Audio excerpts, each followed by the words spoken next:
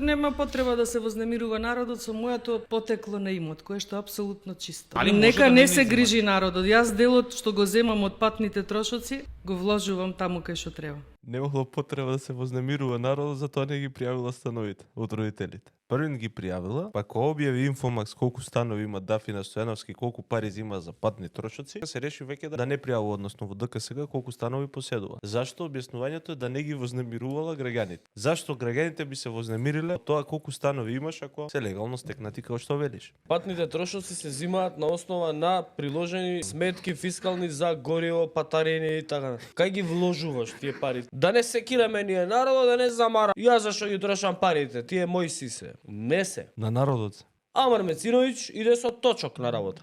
Финската премиерка, данскиот премиер, шведскиот, како одат на работа пешки со точак, со трамвај, со автобусче. Груевски го гледавме пешки како иде до влада. Она иследувале парите и да не замарате вие на пари зашто зимала. За парите што ние ги даваме како плата, ние да не прашуваме. Сега да му давам на Милош плата и да не го прашам што сработил.